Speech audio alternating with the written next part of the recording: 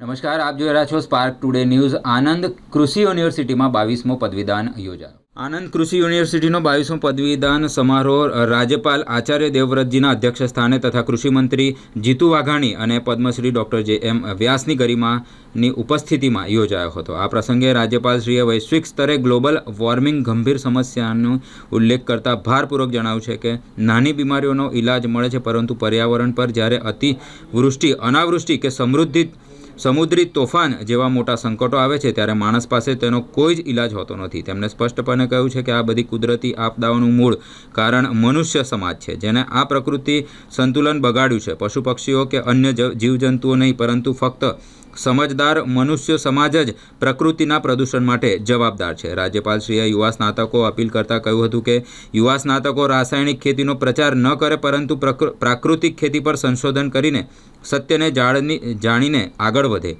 તેમણે આ મિશનને માનવતાની સૌથી મોટી સેવા ગણાવી છે, જે એક સાથે પર્યાવરણ, પાણી, ધરતી માતા, ગૌ માતા, લોકોનું સ્વાસ્થ્ય અને ખેડૂતની આવક જેવા અનેક કાર્યો કર્યા છે।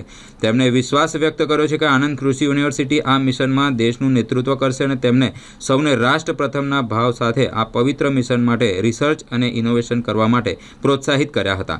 આ પ્રસંગે કૃષિમંત્રી જીતુ વાઘાણીએ જણાવ્યું હતું કે ભારત વિશ્વનો સૌથી યુવાન દેશ છે અને આ યુવા શક્તિ જ રાષ્ટ્રના નિર્માણનો મુખ્ય આધાર સ્તંભ છે। તેમણે વિદ્યાર્થીઓને માત્ર ડિગ્રી મેળવવા પૂરતું સીમિત ન રહેવા માટે ખેતીને પરંપરાગત પદ્ધતિઓથી બહાર લાવી આધુનિક ટેકનોલોજી, ડેટા એનાલિસિસ અને આર્ટિફિશિયલ ઇન્ટેલિજન્સ સાથે જોડાવા માટે આહવાન કર્યું હતું। ખેતી હવે માત્ર મજૂરી નથી, પણ એક વિજ્ઞાન અને ઇનોવેશન છે, જેમાં એગ્રી સ્ટાર્ટઅપ અને ફૂડ પ્રોસેસિંગ જેવા ક્ષેત્રો અપાર સંભાવનાઓ રહેલી છે।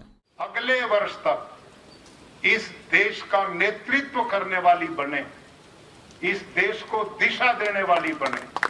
आप बहुत प्रबुद्ध लोग हैं, आप बहुत अपने विषय के निष्णात ज्ञाता लोग हैं। आपने ये काम कर दिया तो ये अमरता का रास्ता है, ये मुक्ति का रास्ता है, यही सुख का रास्ता है और आप ये कर पाएंगे ऐसा मेरे को विश्वास है। इन्हीं शब्दों के साथ पुनः सभी गुरुजनों को, डिग्री धारक भाई बेटे और बेटियों को, अभिभावकों को, यही घर है जहाँ से दिशा और दशा बदलेगी और आप इस दिशा में जरूर काम करेंगे। आप सबके साथ भारत सरकार, प्रदेश सरकार, हम सब लोग इस पवित्र मिशन के लिए आपके साथ हैं।